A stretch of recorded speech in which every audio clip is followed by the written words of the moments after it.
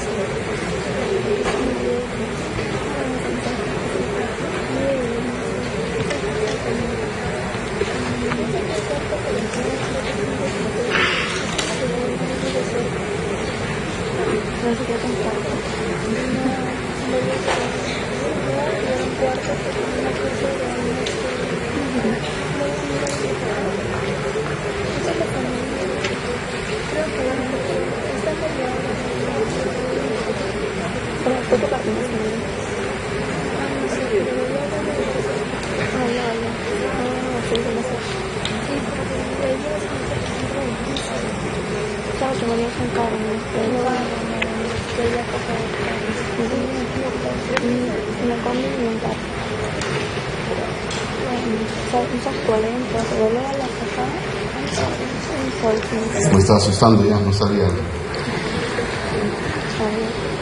Bueno, en cuanto a las funciones vitales, estos van a ser indicadores basales del estado de salud que se pueden percibir, que uno lo puede percibir y medir en un organismo vivo o en este ser humano, que van a revelar las funciones básicas del organismo. Cuando decimos indicadores basales, y en esto viene lo que es la función vital, y cuando decimos función vital, como su mismo nombre lo indica, vital es vida. Entonces, estas funciones vitales o indicadores nos van a relacionar con la existencia de este ser humano. ¿Qué significa esto? Que estas funciones vitales hacen y permiten determinar que este ser humano esté vivo. Porque yo no encuentro ningún ser humano, o no voy a encontrar ningún ser humano que no tenga ninguna de esas funciones vitales que vamos a ir desarrollando, como por ejemplo el pulso. Yo no voy a encontrar ningún ser humano que esté caminando, conversando conmigo y no tenga pulso. O yo no voy a encontrar ningún ser humano, ¿no es cierto?, igual que esté andando, caminando, etcétera, o escuchando algún tema, que el paciente no tenga presión arterial, o el paciente no respire,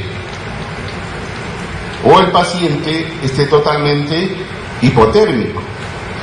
Entonces, estas condiciones básicas que vamos a ir desarrollando, pues, son las funciones vitales que relacionan con la existencia de este ser humano. Que hay alteraciones que se van a ir desarrollando y que progresan inclusive a la mortalidad de estos pacientes y nos avisan del estado general del paciente, también es cierto. Y estos rangos normales van a variar según la edad, según la actividad física y patologías presentes. Así como, por ejemplo, la frecuencia respiratoria va a ser diferente del infante recién nacido o que tiene 5 años, o del adolescente, del adulto o del anciano. Igual también la frecuencia del pulso igual va a ser diferente del infante, del adulto o del anciano. Igual la actividad física. Si yo tengo una actividad física normal, pero yo tengo una carrera, una maratón de larga distancia y encima está el calor, un calor extenuante y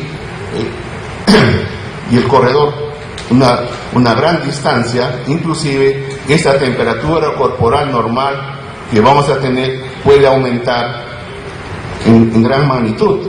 Entonces, y algunas enfermedades también nos van a alterar estas funciones vitales.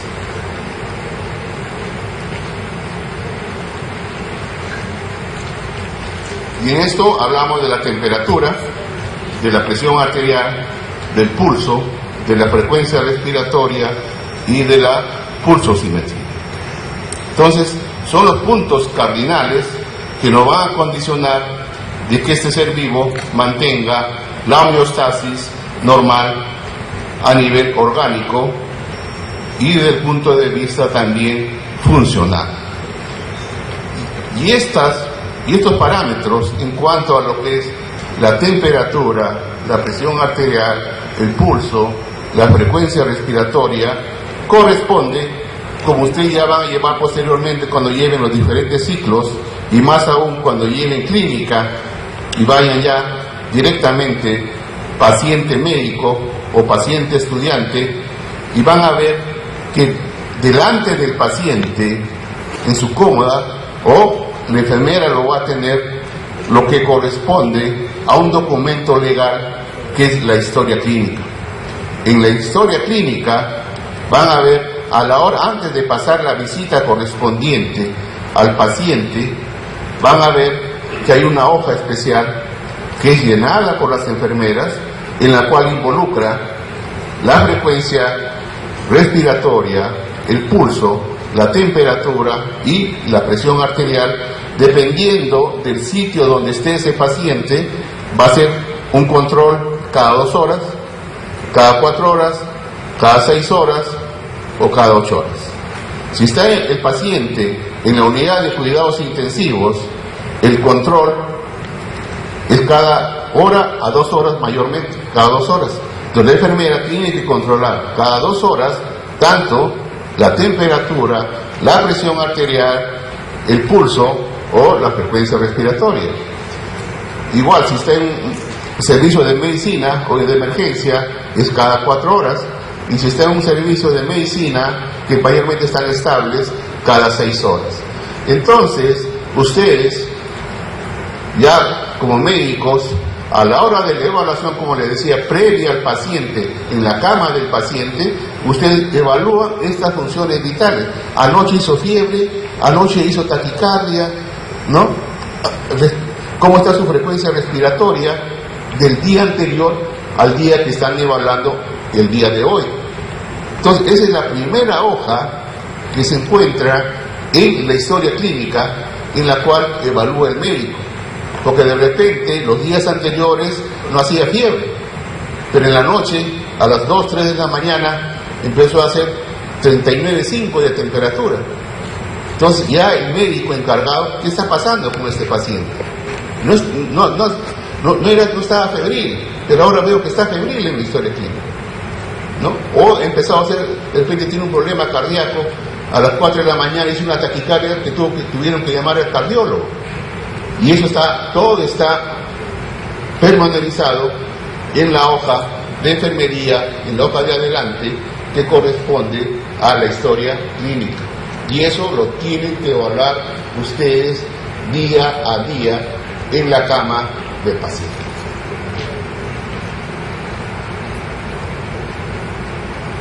Cuando hablamos en cuanto a la termogénesis, el organismo y el ser humano específicamente es el mamífero que más o mejor se adapta a las diferentes temperaturas y mantiene una temperatura corporal estable, ya sea este ser humano se encuentre en un ambiente extremadamente frío o en un ambiente extremadamente muy caluroso.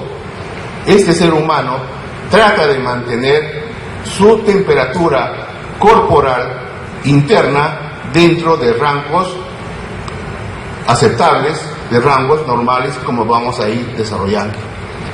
Dependiendo dónde esté ese ser humano, en un ambiente muy caluroso, en un ambiente muy frío o en un ambiente estable, va a desarrollar las diferentes formas y mecanismos de compensación de acuerdo al ambiente donde esté ese ser humano.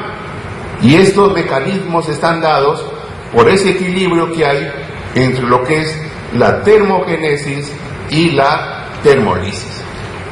Cuando hablamos de termogénesis, estamos hablando el calor que es producido y por los diferentes mecanismos de producción de calor. Y la termolisis son también igual los diferentes mecanismos que hacen que este ser humano pierda calor, o sea, el calor perdido. Y cuando hablamos de producción de calor, estamos hablando, por ejemplo, si queremos producir más, el metabolismo basal. Y cuando hablamos del metabolismo basal, aquí involucramos el alimento, ¿no? La comida que uno come, y eso pasa, como ustedes saben, a nivel del estómago, intestino, se absorbe, ¿no? La glucosa, y eso pasa a nivel celular, y por el mecanismo oxidativo, la producción de energía, ciclo de Krebs. Igual también la actividad muscular, como ustedes saben, uno está en el frío, uno está en Cerro de Pasco, uno está en Puno, que hace el organismo con mecanismos de compensación, empieza uno a tiritar, ¿no? También es otro mecanismo de compensación para ese ambiente muy frío que pueda estar. El ejercicio físico, también hay mecanismos hormonales, ya sea la liberación de adrenalina o liberación de tiroxina. Y la pérdida de calor, es un ambiente muy caluroso, como estamos ahora actualmente, tenemos la pérdida que uno pierde calor por medio de evaporación, ya sea por el sudor y respiración, por radiación hacia objetos fríos, por conducción hacia superficies frías y por convección, corrientes de aire, como comúnmente ponen los diferentes ambientes los ventiladores.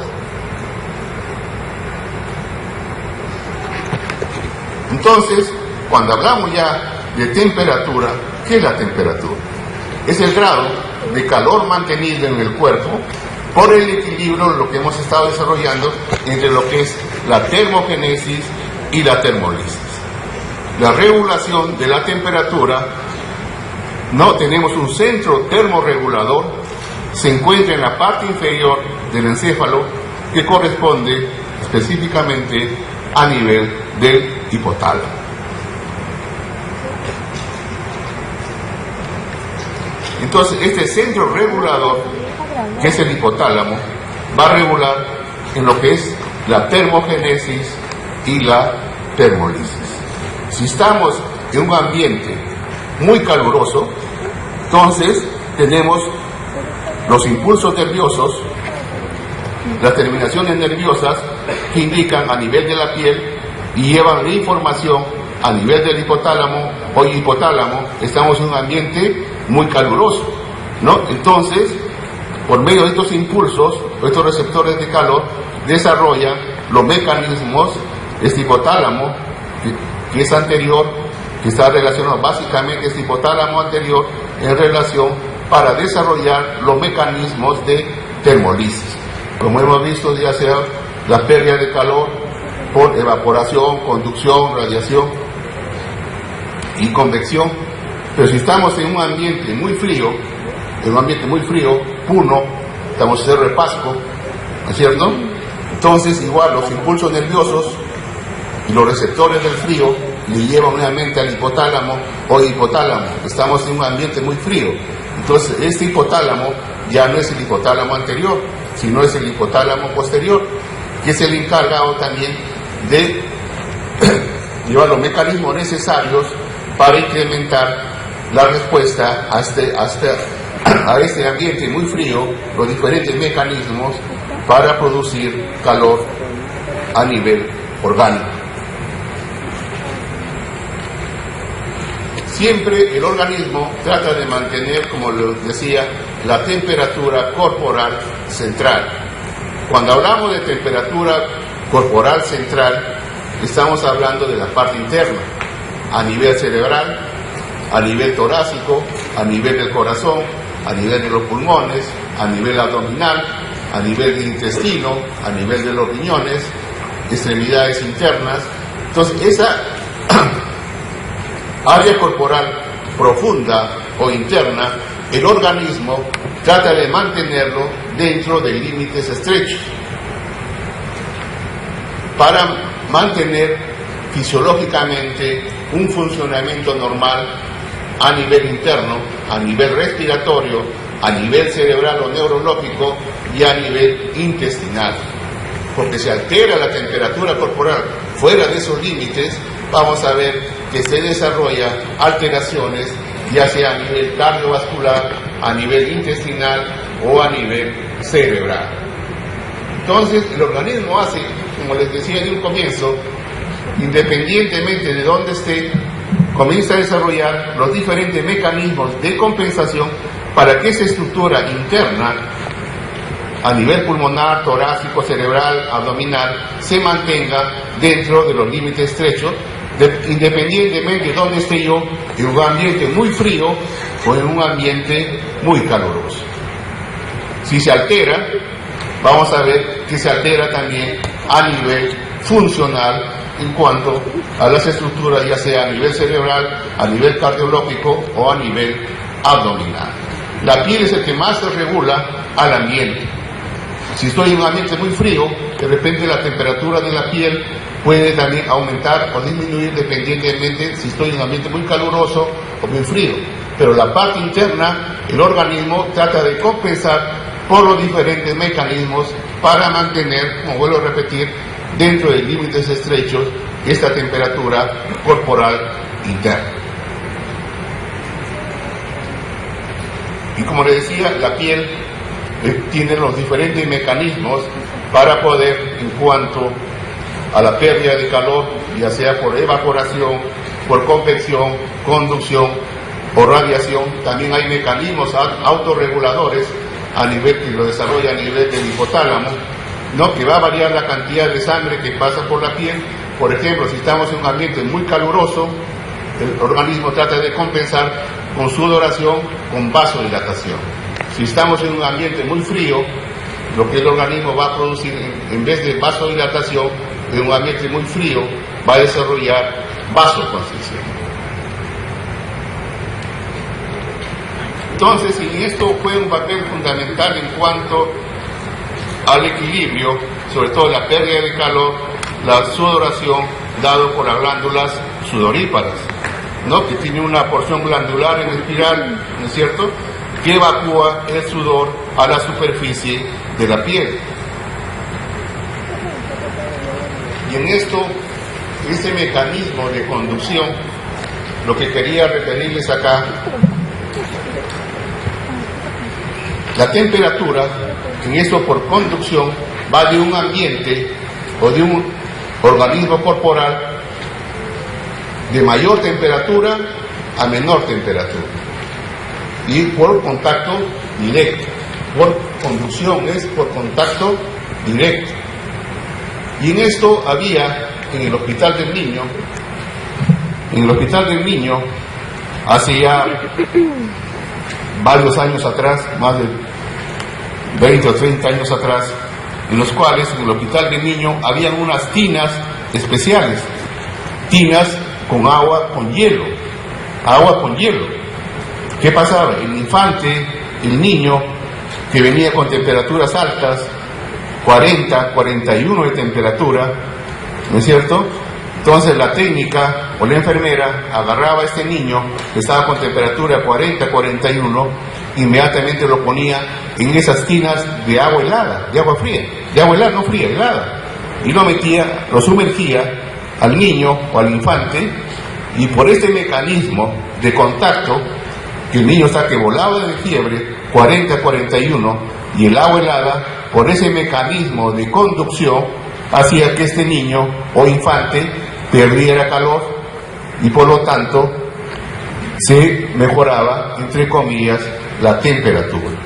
Eso ya está proscrito, ya no solamente es como reliquia nomás, y ustedes lo que van a ver en el Hospital del Niño actualmente son igual tinas, también hay, pero con temperaturas, o sea, con agua de caño, con temperaturas normales, ya no tanto con agua fría, porque del hecho, si el niño está volando de fiebre, y ya viene y tomamos en cuenta el agua común del caño, está por debajo de esa temperatura, basta ese cambio de temperatura nomás, no necesariamente que sea frío, lo importante es que haya diferencia de temperatura, en este caso del niño, como el agua fría normal, hace que este niño o infante pierda calor y conlleve a la mejoría o a la estabilización de su temperatura. Y el otro, hay animales, a diferencia de nosotros, que tenemos glándulas sudoríparas en todo el cuerpo. Como ustedes saben, los perros, ¿no es cierto?, no tienen esas glándulas sudoríparas a nivel corporal en todo el cuerpo. Por lo tanto, los perros, a diferencia de nosotros, no transpiran y solo eliminan el calor, como ustedes saben, mediante 3 mecanismos: el jadeo, el sudor solamente a través de las almohadillas de los pies, ¿no?, y zonas aisladas y de poco pelo, como el viento. Ya en cuanto a la determinación de la temperatura, Fahrenheit, ¿no?, ustedes saben, físico alemán, inventó el termómetro de alcohol en el año 1709 y el termómetro de mercurio en 1714. Boerhaave ya introduce este termómetro en la práctica clínica diaria para la toma de la temperatura en los diferentes pacientes en los centros hospitalarios. Celsius mejoró el termómetro con la escala centígrada y su significación fisiopatológica, que es casi a nivel mundial donde se utiliza esta escala de grados centígrados. Y Wunderlich estableció los parámetros en cuanto a la temperatura corporal normal. La temperatura corporal no es lo mismo en los diferentes horarios que se desarrollan durante nuestro quehacer diario. Así, lo que se llama la temperatura presenta un ritmo circadiano, que es mínimo a las 5 de la mañana y máximo de 4 a 7 de la tarde. La temperatura oral máxima, por ejemplo, a las 6 de la mañana es 37,2, a las 4 de la tarde es 37.7. Y vamos a definir fiebre cuando la temperatura supera los niveles del ritmo circadiano. Entonces la temperatura normal va de 36.5 a 37.5. La hipotermia, baja de temperatura corporal, vamos a hablar cuando tiene una temperatura menor de 35 grados, y fiebre, una temperatura mayor de 38.5 grados centígrados.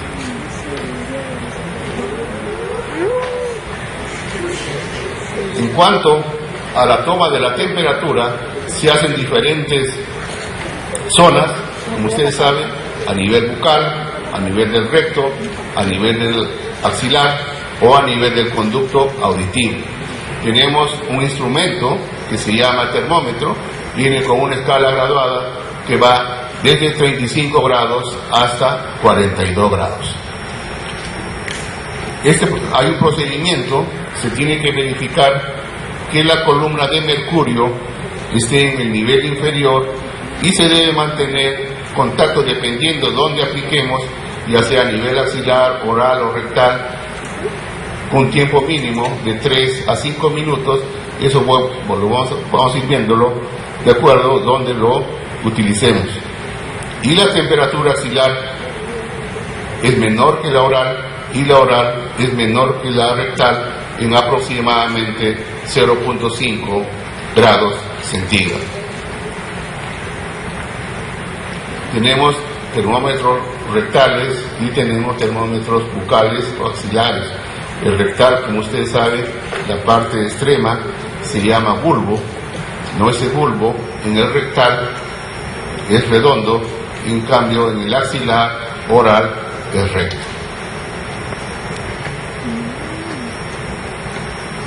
El termómetro de vidrio, que es el más común, es un tubo de vidrio sellado que contiene mercurio. Y desgraciadamente estos dispositivos, el mercurio es tóxico para la salud y se puede aplicar ya sea a nivel axilar, oral o rectal, de 3 a 5 minutos. Y el fundamento, como ustedes pueden ver en la parte plateada inferior, el termómetro tiene dos partes. Una parte del bulbo, que es la parte metálica, el bulbo, parte metálica, y el tallo, que corresponde al vidrio, donde está la escala graduada en grados centígrados de 35 a 42 grados. De 35 a 42 grados, que corresponde al tallo, ¿no? Entonces, este mercurio que está almacenado a nivel de esa parte metálica, y que se debe inicialmente, antes de colocar al paciente, tiene que estar en 35 grados o menos. Una vez que es colocado en el paciente, inmediatamente, por el fenómeno de dilatación, por aumento de la temperatura que está con el contacto de la piel del paciente, por este fenómeno de dilatación, el mercurio comienza a extenderse hasta equilibrar con la temperatura corporal de este paciente, que puede estar normal, puede estar alto, puede estar bajo. También tenemos el termómetro digital, ¿no?, que tiene sensores especiales adecuadamente calibrados, y en esto mayormente utilizamos en menor tiempo, o sea, lo utilizamos y tomamos la temperatura en 1 minuto. También tenemos los termómetros digitales. Es una medición más precisa si se coloca adecuadamente a nivel del pabellón auricular, a nivel del conducto auditivo entre el externo y medio. También tenemos los termómetros en cuanto de tira plástica, pero lo malo de esto es que, sobre todo que se usa en niños, poco confiables, puede medir fiebre o no, y lo importante es que no hay un buen registro preciso de la temperatura. Entonces, esa temperatura va a variar, como les decía, de acuerdo a la edad, también al periodo de gestación. Si uno bebe bebidas calientes o frías, o factores hormonales como la ovulación. Así como por ejemplo pacientes que son infértiles, ¿no?, en los cuales tienen 8, 10, 12 años de casado y no quieren tener hijos y no llegan a procrear, ¿no? Entonces, en cuanto a esta pareja, entre comillas, infértil, se tiene que hacer, ya les preocupa que tienen 8, 10 años y la mujer no puede salir gestando. Entonces se van a los centros de fertilidad, y ahí están los ginecólogos, ¿no es cierto?, y evalúan a esta pareja. Y a la pareja lo primero que evalúan es a nivel del hombre. El hombre es fácil de desarrollar si es estéril o no, determinando el espermatograma. Entonces, este hombre, ¿no?, eyacula y tiene que ser sus espermatozoides. En esa eyaculación tiene que haber menos del 10% de espermatozoides deformes. Si hay 30, 40 o 50% de espermatozoides deformes, ¿no es cierto? Ustedes saben, el espermatozoide ideal es aquel que tiene su cabeza y su cola. Pero hay deformes que solo tienen cabeza, no hay cola, o que tienen 2 o 3 cabezas el espermatozoide. Y para eso el óvulo, como ustedes saben, es muy seleccionadora, ¿no? Muy seleccionadora en cuanto quiere el espermatozoide más perfecto, porque no entra al óvulo un espermatozoide sin cola, no entra un espermatozoide con 2 o 3 cabezas, ¿no es cierto? Entonces ese óvulo solamente al más íntegro es el que recibe y acepta. Y como les decía, el hombre es fácil, de un solo round. En cambio, la mujer tiene que hacer varios análisis en cuanto a nivel vaginal, en cuanto a nivel de las trompas, en cuanto a nivel hormonal, en cuanto a nivel de los ovarios, para determinar verdaderamente si esta mujer es infértil o no. Y uno de ellos también, en cuanto al desarrollo, es en cuanto a la ovulación. Se le dice a la mujer que se vaya tomando la temperatura a nivel vaginal. Y cuando ella vea que su temperatura vaginal, por decir, está a 36,5, 36,5, y de un momento a otro, de un día, aumenta de 36,5, aumenta a 36,9, 37 grados o 37,1, significa que está en un estado de ovulación máxima, porque está cambiando la temperatura a nivel vaginal. Entonces, ¿qué le dice? Inmediatamente llama a su esposo, ¿no? Ven corriendo inmediatamente, ¿no es cierto?, para que puedan tener relaciones en ese día, que es donde tiene la mayor ovulación esta pareja, y poder de repente procrear y tener el hijo que tanto espera. Entonces, para eso también me va a servir la temperatura corporal. Los lugares de la toma de la temperatura es a nivel infrarroja timpánica, a nivel bucal, a nivel axilar o a nivel rectal.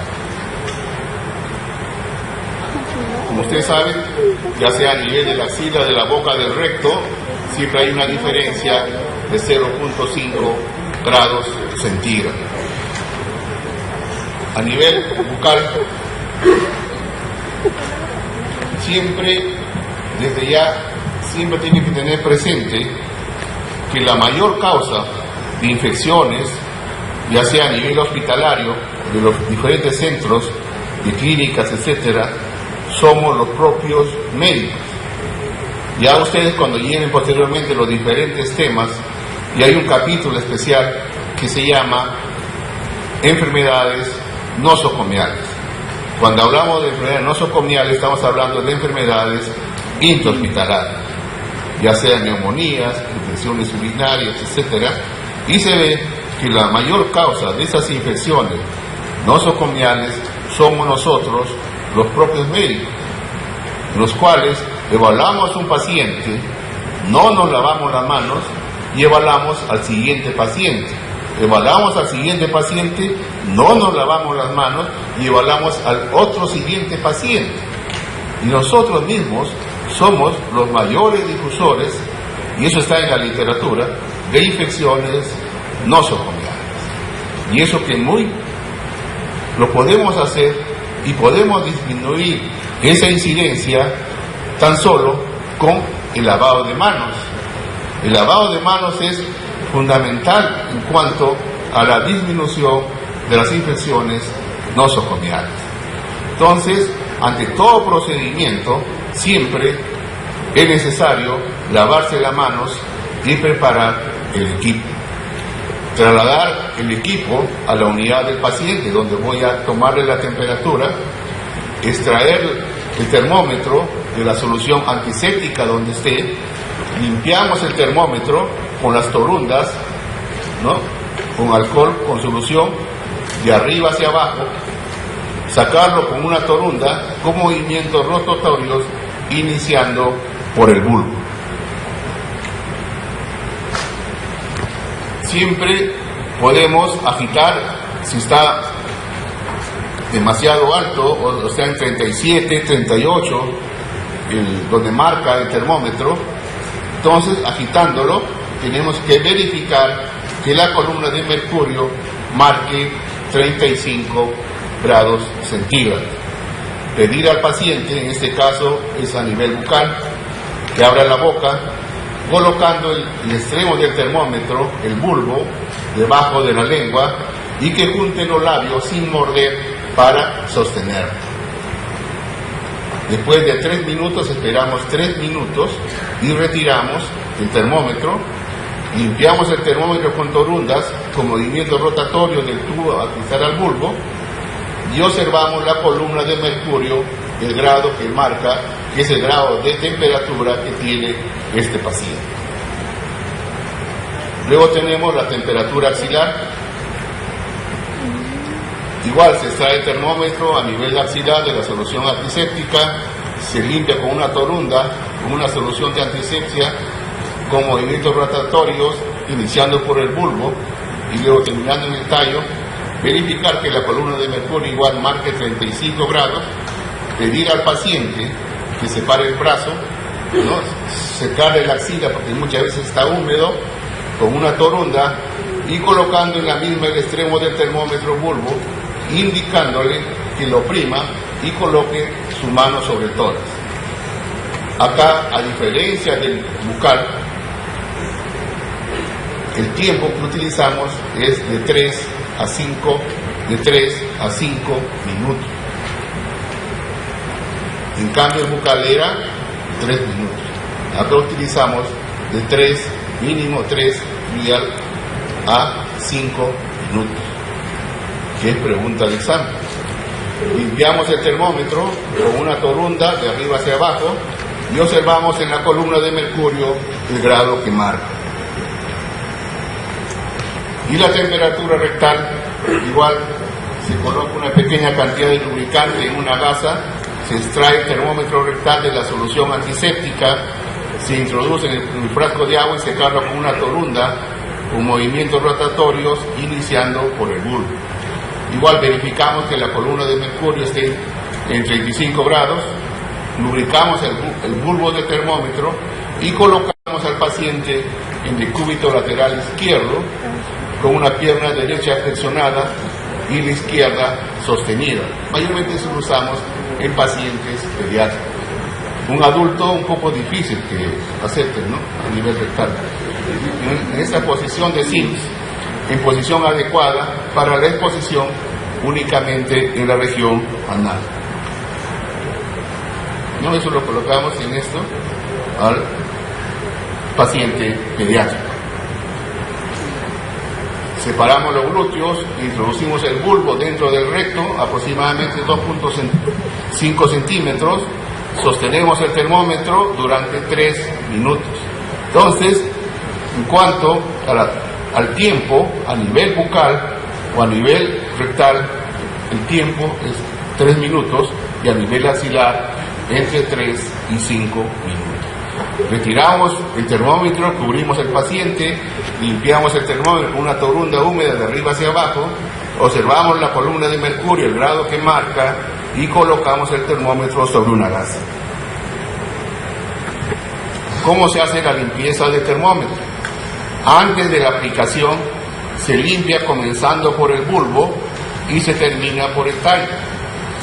Luego de la aplicación se limpia comenzando por el tallo y terminando en el bulbo. Se lava con agua jabonosa fría y colocamos en solución desinfectante. Entonces, antes de la aplicación, empezamos en el bulbo, terminamos en el tallo, y después de la aplicación, empezamos en el tallo y terminamos en el bulbo y lo colocamos en la solución desinfectante.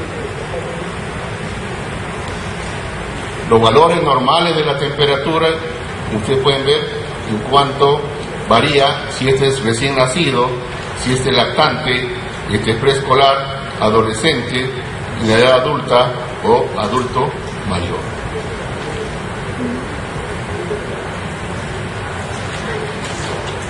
Y en esto de la temperatura, su determinación pues es un indicador fisiológico de que el paciente esté gozando de buena salud o enfermedad. También sirve para valorar la gravedad de la enfermedad. A mayor elevación de la temperatura, mayor es el riesgo de tener un cuadro clínico grave. Sirve también para controlar si un proceso infeccioso está yendo bien, está yendo mal, y mi terapéutica es adecuada o no es adecuada. Si estaba de repente este paciente con neumonía, que hacía temperaturas de 37,5, 38, a pesar del antibiótico, empieza al tercer, cuarto día que le han iniciado los antibióticos, en vez de mejorar, que tenía 37,5, 38, ahora hace 39, 40 de temperatura, ¿no? Entonces está yendo mal mis antibióticos. Entonces tengo que revalorar a este paciente y ver qué otros antibióticos están de acuerdo con este paciente para mejorar su sintomatología.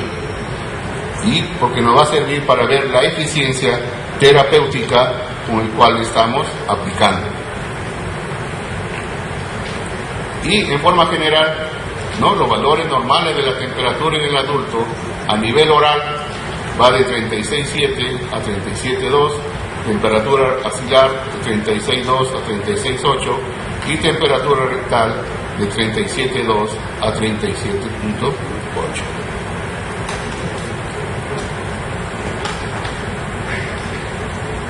Y cuando vamos a hablar en forma general de hipertermia, vamos a hablar de hipertermia, es el aumento súbito e intenso de la temperatura corporal mayor de 41 grados por motivos múltiples, en la cual hay una disrupción a nivel hipotalámico.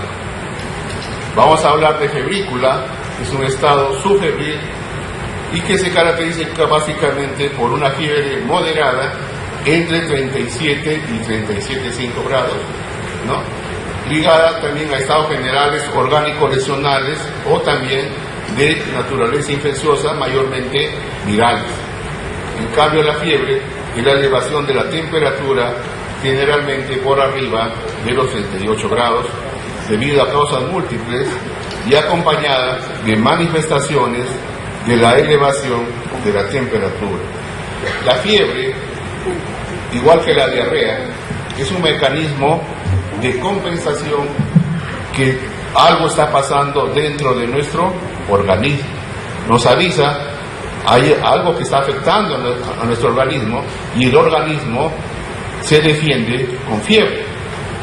Entonces, tenemos que evaluar esta fiebre, a qué nivel está produciendo, y no necesariamente como antiguamente se pensaba, fiebre era sinónimo de infección.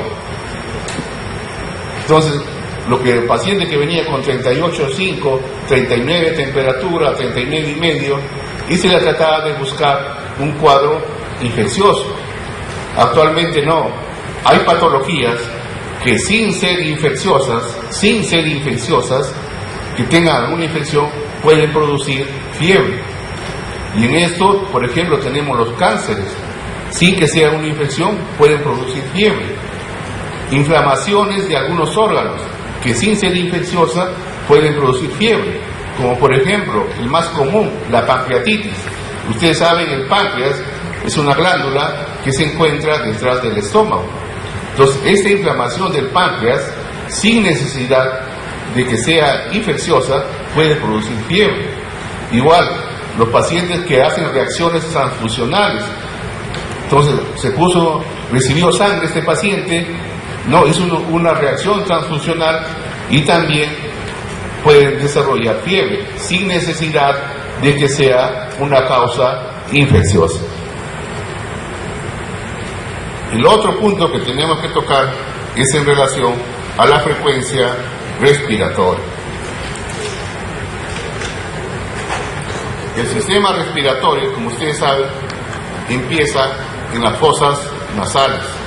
Tenemos la nariz, la faringe, dentro de eso dividido esta faringe, nasofaringe, ¿no es cierto?, orofaringe, en la cual también se comunica a nivel traqueal, luego los bronquios, los bronquiolos y terminando a nivel alveolar.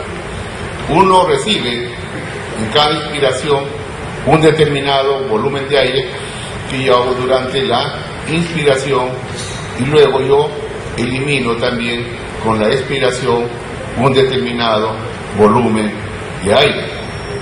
Y tenemos un músculo muy importante en cuanto sobre todo en la inspiración, que corresponde al diafragma. El diafragma es un órgano muy importante en cuanto a la función respiratoria.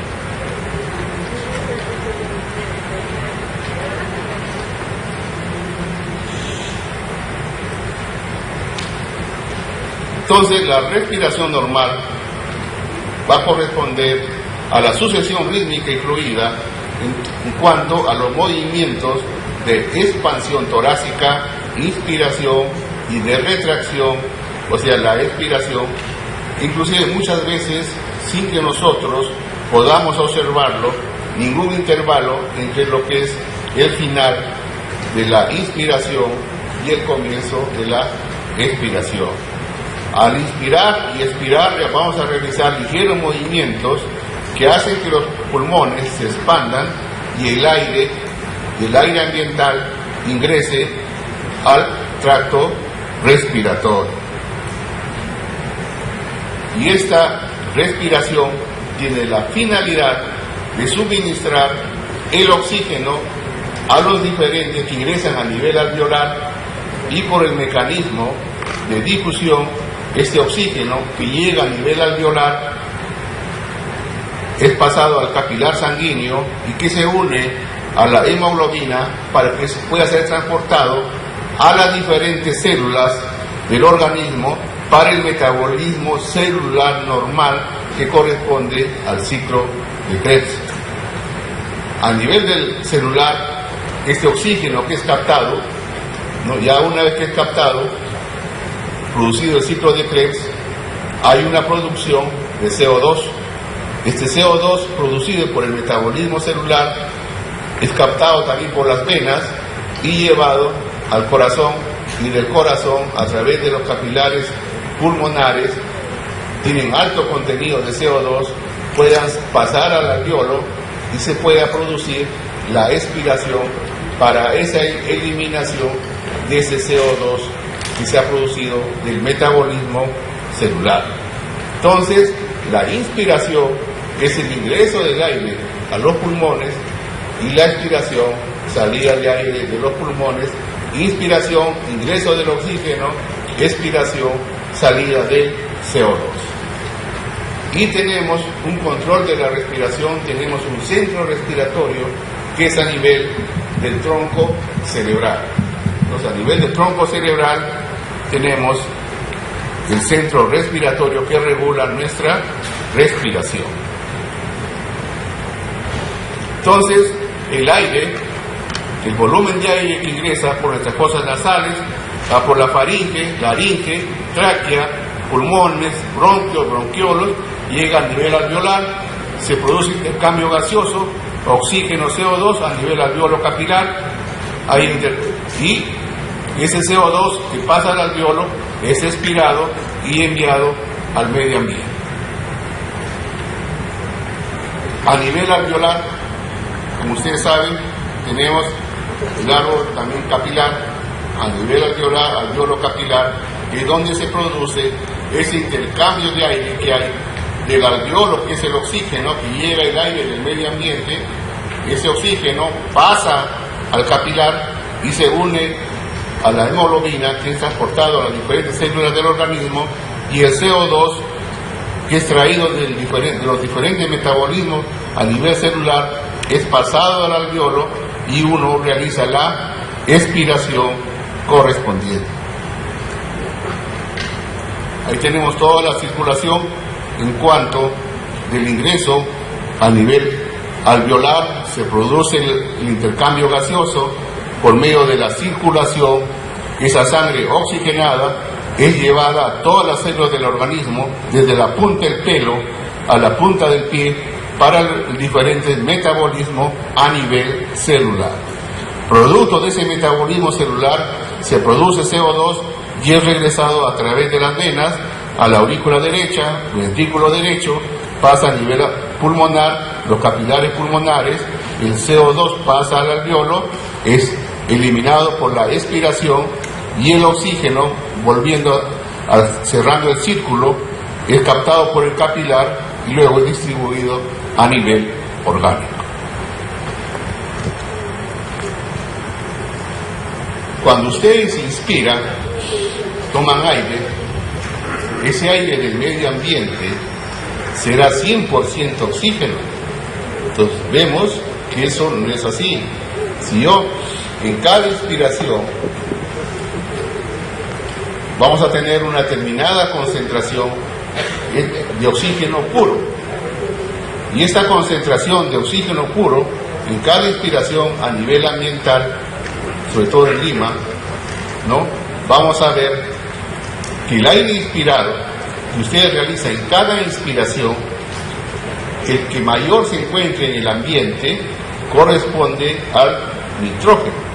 Entonces, y eso lo hicieron los físicos. Los físicos trataron de determinar de 1 litro de aire a nivel ambiental, no le llevaron a sus cámaras especiales para ir discerniendo gas por gas, para ver en ese litro de aire que corresponde al 100% de ese litro de aire, cuánto corresponde a oxígeno puro. Y de ese 100% de ese litro de aire ambiental, y lo van discerniendo gas por gas, establecieron que de ese 100% del litro de aire ambiental, el 78% corresponde al nitrógeno. En cambio, en cada inspiración que ustedes realizan, la concentración de cada inspiración que ustedes ingresan aire a los pulmones, el 21% corresponde a oxígeno puro. Cuando hablamos de ese porcentaje, estamos hablando de oxígeno puro que está ingresando a nuestros alveolos. Tenemos otros gases, dióxido de carbono, otros gases, xenón, radón, helio, que también están en el medio ambiente, pero en menor proporción. Este CO2, este dióxido de carbono, va a variar dependiendo de dónde esté. Si estoy acá, ¿no?, en Corregidores, o estoy en la avenida Bancay, ¿no es cierto? Entonces eso también va a aumentar mi concentración dependiendo del ambiente donde esté. Pero en forma general, en cada inspiración, el mayor gas que uno inspira es el nitrógeno. Y como oxígeno puro, como vuelvo a repetir, corresponde el 21%. La frecuencia respiratoria normal en el adulto va de 14 a 16, pero hay un amplio margen que corresponde de 12 a 20 respiraciones por minuto. Esta frecuencia respiratoria aumenta con el ejercicio, con la ansiedad, ¿no es cierto? Y eso, comer, edad, y eso pasa muchas veces, ¿no es cierto? La ansiedad o problemas, ¿no? A veces hemos tenido de señoritas en el hospital, a veces venían a la emergencia, ¿no?, hiperventilados, o sea, respirando rápido. Y lo que hace que el CO2, cuando uno barre o elimina demasiado CO2, produce casi un efecto como tetánico. comienza a respirar profundamente, ¿no? La chica, ¿no? Que ha terminado con su enamorado, etcétera. Y entonces los dedos se le pone duro. Y van a ver ustedes cuando ya lleguen posteriormente y vean así, que la paciente respira y los dedos cada vez se le va poniendo más duros y es difícil inclusive abrirlos, ¿no? Y la paciente, lo único que hacemos ahí, que tenemos que hacerle, si sabemos que lo que está haciendo esto, y la paciente cada vez respira más y se va volviendo duro, no solamente las manos, sino también los pies, y lo estira. ¿Qué tenemos que hacer ahí? Inmediatamente colocamos una bolsa, ¿no es cierto?, para que cubra tanto la boca como la nariz y para que la paciente respire en esa bolsa, para que su CO2 se distribuya ahí nomás y pueda nuevamente elevar su CO2 por la frecuencia alta respiratoria que está desarrollada. Al nacer, la frecuencia respiratoria es 40 por minuto y va disminuyendo con la edad. Para determinar, colocamos la mano sobre el pecho del paciente y contamos las respiraciones en un minuto. Hablamos de taquimia, aumento de la frecuencia respiratoria, cuando la frecuencia respiratoria es mayor de 20 respiraciones por minuto. O hablamos de bradimia, cuando la frecuencia respiratoria es menor de 12 por minuto. Y respiración superficial es la taquimia, o sea, aumenta la frecuencia respiratoria, pero con disminución de la amplitud, ¿no? Con una disminución de la amplitud. Y la polimia, más bien es taquimia, aumento de la frecuencia respiratoria con aumento de la amplitud torácica. Entonces, cuando hablamos de frecuencia respiratoria, estamos hablando de las veces que se respira, o sea, el ciclo de respiración que se contrae y se expande los pulmones, tanto en inspiración como expiración por unidad de tiempo. O sea, normalmente el número de respiraciones por minuto. ¿Qué características debe tener esta respiración? La frecuencia, ¿cuánto tiene de frecuencia? 10, 12, 15, 20. La profundidad, y esta profundidad se determina con la observación del movimiento del tórax, que es la mayor o menor expansión en los diámetros torácicos según el volumen del aire inspirado, y este puede ser normal, profunda o superficial. Y el ritmo, este ritmo es regular o irregular. Hay alteraciones neurológicas que hacen que este paciente respire demasiado rápido o tenga periodos rápidos de respiración y de un momento a otro no respire y nuevamente vuelva a su respiración. Entonces, eso también, el ritmo es muy importante para determinarnos este ritmo es regular o irregular. También que nos va a indicar, como vuelvo a repetir, daño que puede tener a nivel neurológico. Entonces, colocas la mano sobre el pecho del paciente y se va determinando la frecuencia respiratoria.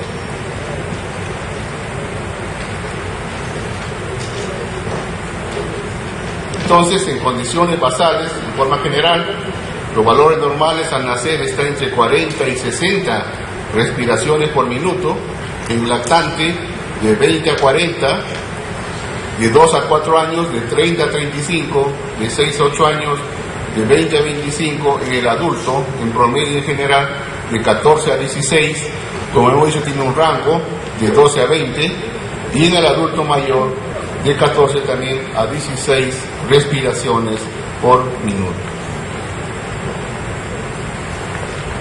Y por último, el que tenemos que desarrollar está en relación a la pulsoximetría.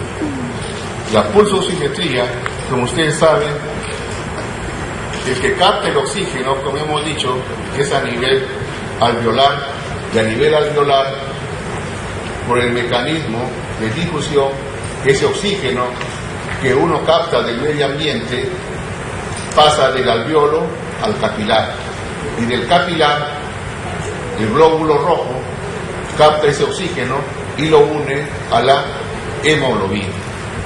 Entonces, la hemoglobina, pues, es el vehículo que transporta el oxígeno a las diferentes células del organismo.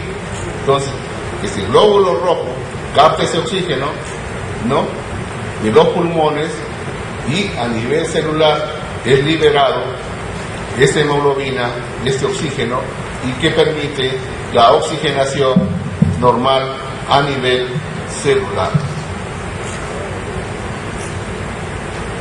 Y cuando hablamos de esta pulsoximetría, lo que mide básicamente este dispositivo, mide la saturación de oxígeno.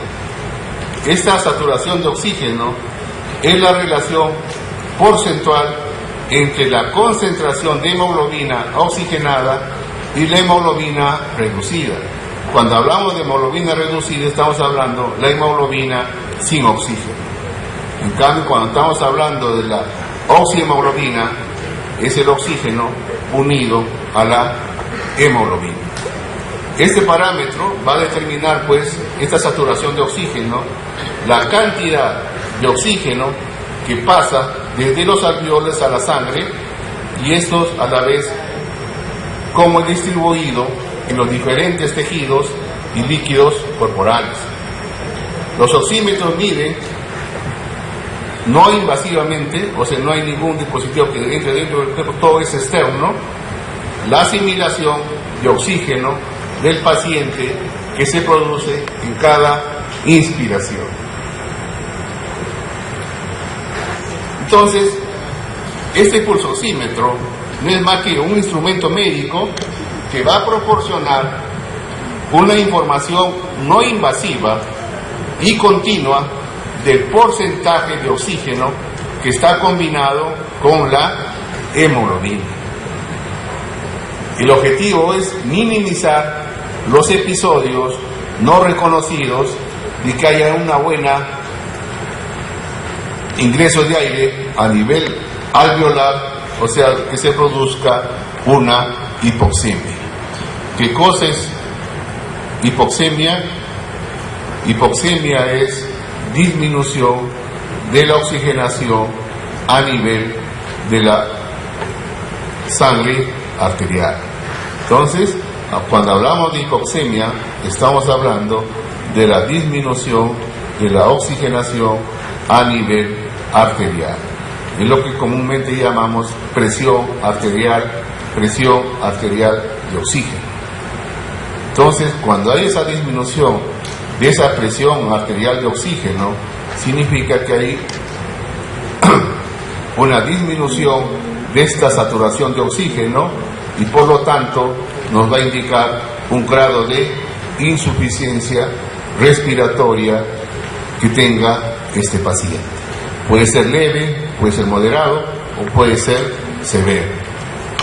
Y el funcionamiento de este pulsoxímetro va a consistir en que este pulsoxímetro, este dispositivo, va a contener un sensor que va a contener una fuente de luz infrarroja y un fotodetector, ¿no?, que aplicada a un lecho vascular arterio pulsátil mediante un microprocesador incorporado va a calcular el porcentaje de hemoglobina saturada. Si ustedes ven que ya este dispositivo desde ya va a captar las pulsaciones, ¿no?, de ese lecho vascular de una determinada arteria, por lo tanto va a depender, pues, para que este dispositivo funcione, que tenga un buen pulso o un buen latido. Como vamos a ver, alteraciones en la detección de ese pulso van a traer alteraciones también en la determinación del rango en cuanto de esa saturación de oxígeno. Normalmente, como ustedes saben, hay 4 tipos, en forma general y rápida, 4 tipos de hemoglobina.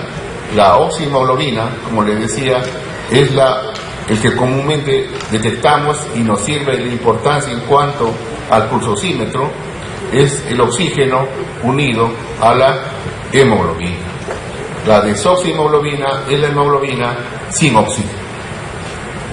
Y la metahemoglobina es aquella hemoglobina en la cual normalmente estamos con el fierro que se une en la hemoglobina, pero por alguna condición se altera ese fierro, como vamos a ver, en estado férrico y hace alteraciones a nivel sanguíneo. Y la carboxihemoglobina, que es la hemoglobina unido al CO2.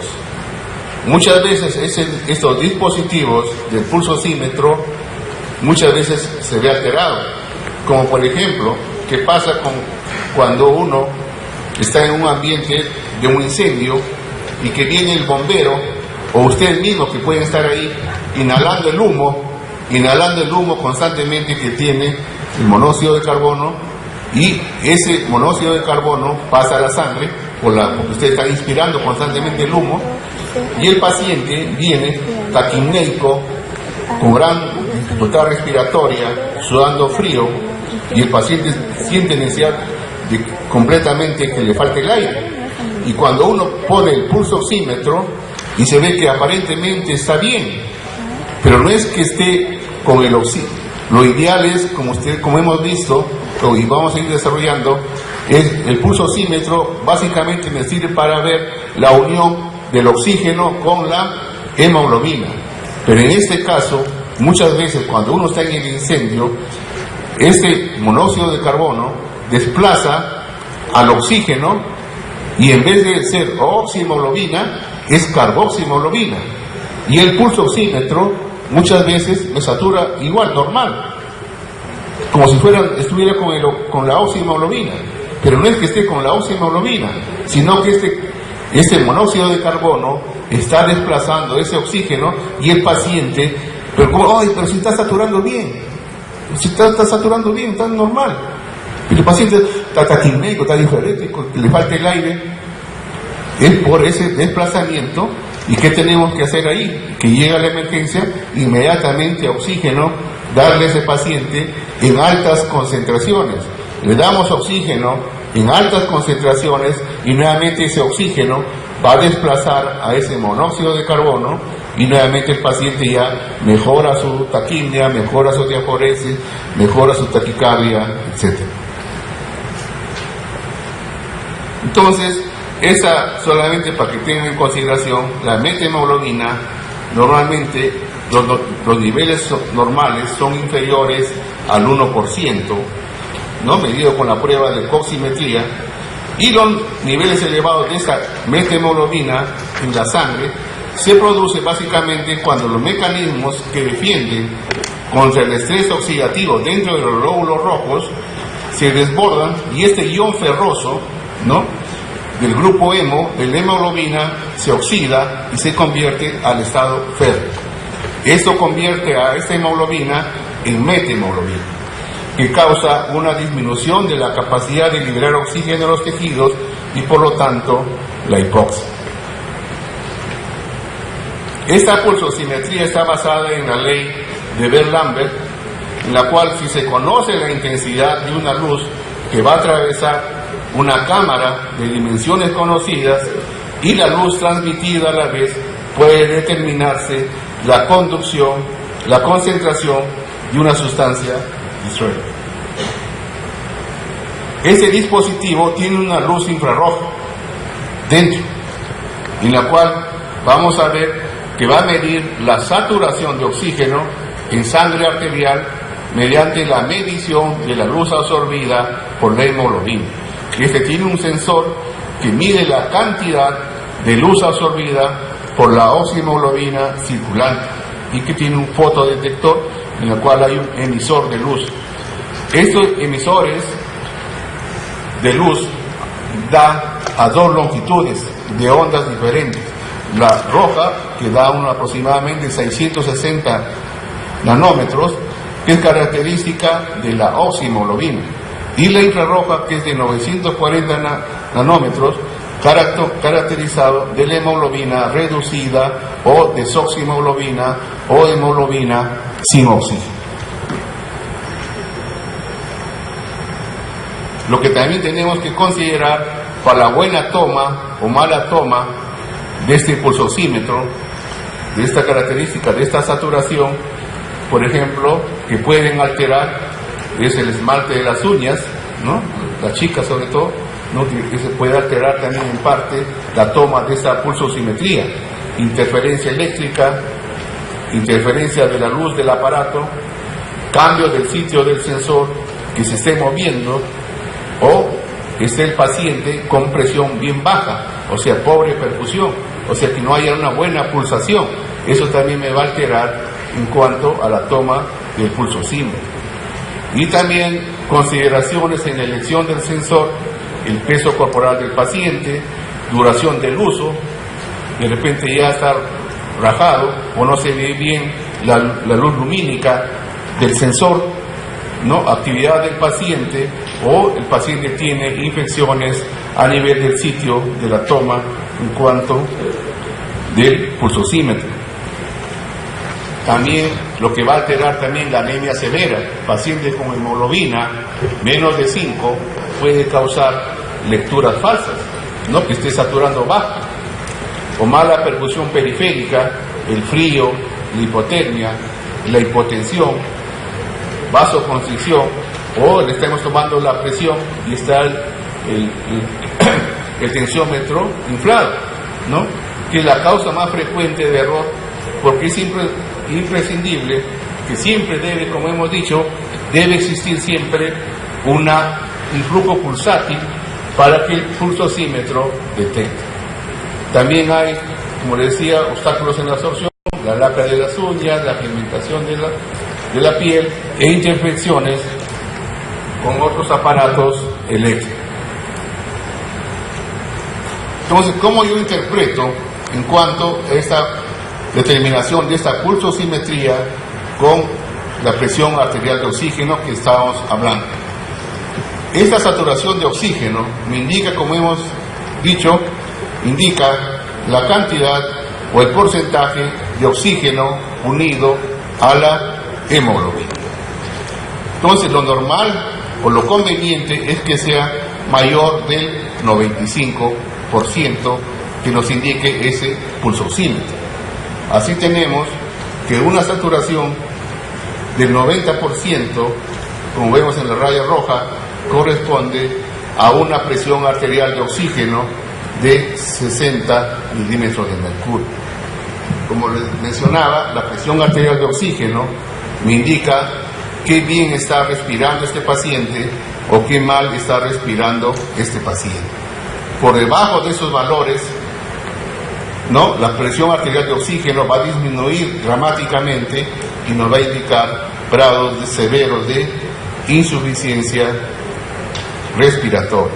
En cambio, si está por encima del 95%, ¿no?, y el máximo es 100%, que nos indica básicamente que hay una buena oxigenación a nivel corporal. Así tenemos, entonces, esta importancia de la pulsosimetría que nos indica el grado de hipoxemia del paciente.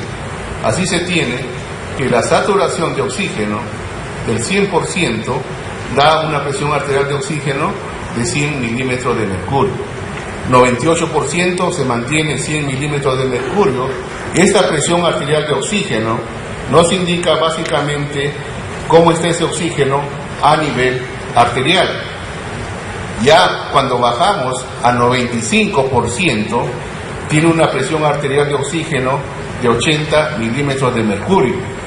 Cuando tiene 90%, baja la presión arterial de oxígeno de 60 milímetros de mercurio. Y cuando baja ya a 80%, el pulsosímetro marca 80%, nos va a indicar que tiene una presión arterial de oxígeno de 48 milímetros de mercurio. Y esto nos va a indicar básicamente la importancia que tenga esto, que está en relación a la hipoxemia o la disminución de la oxigenación a nivel de sangre arterial, llamada insuficiencia respiratoria. Entonces, hablaremos de hipoxemia leve cuando la presión arterial de oxígeno esté entre 60 y 80 milímetros de mercurio. Hipoxemia moderada de 40 a 60 milímetros de mercurio e hipoxemia severa menor de 40 milímetros de mercurio, que el paciente está llevando al colapso general de este paciente. Entonces, este dispositivo nos indica pues tanto la saturación de oxígeno y a la vez también nos indica la frecuencia cardíaca. Saturación de oxígeno, unión oxígeno-hemoglobina y a la vez también la frecuencia cardíaca que tenga este paciente.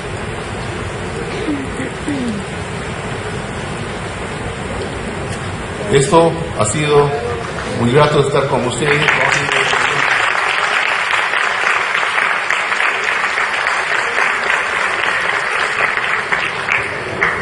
Y también, para terminar, por favor, llevo el saludo de todos los profesores encargados. Nuestra función, por favor, por favor. Nuestra función principal, fundamental, como decían los demás profesores, no es jalarlos. Esa no es nuestra función en cuanto, por favor, al desarrollo del curso. No es jalarlos a ninguno, al contrario. Vamos a dar con ustedes especialmente todo de nuestra parte para poder desarrollar los diferentes capítulos que vamos a ir teniendo en cuenta. Y a la vez, por favor, para terminar, solamente decirles: estudien, estudien, estudien. Su familia está esperanzada en ustedes. Si ya tienen anteriormente otro familiar médico, con mayor razón, ¿no? Y si no lo tienen, como fui yo, ¿no? Hagan que se sientan orgullosos de cada uno de ustedes. Gracias. Ya nos vemos.